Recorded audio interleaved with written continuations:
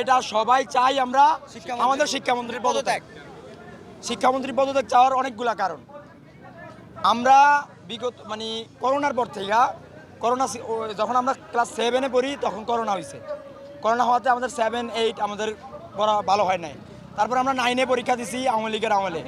তারপর আমরা জুলাই শেষ হলো, 5 তারিখ শেষ হওয়ার পরে আমরা আসছি কলেজে আসার পরে হঠাৎ করে ডিসিশন হয়েছে যে স্কুল সিলেবাসে পরীক্ষা হবে।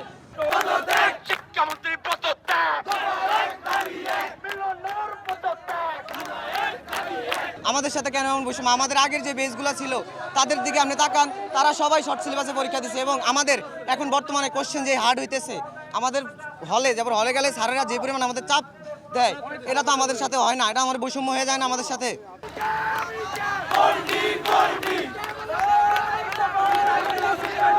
হাঁটু সমান মাথা সমান পানি, তার ভিতর দিয়ে যায় তারা পরীক্ষা কেন্দ্রে ঢুকতেছে। এরকম এটা কি শিক্ষামন্ত্রী দেখতেছে না? আমরাও তো চাই পরীক্ষা দিতে, আমরা তো চাই না যে পরীক্ষা না হোক।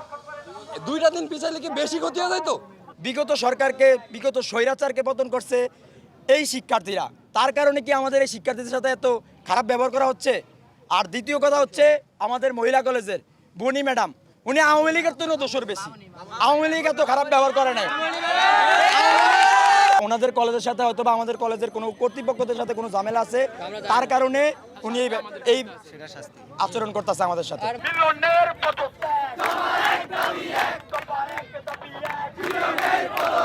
বরানউদ্দিন সরকারি কলেজ এবং মহিলা কলেজ সেন্টারের কিছু সমস্যা নিয়ে কমলমতি শিক্ষার্থীরা আজকে রাস্তা অবরোধ করেছে।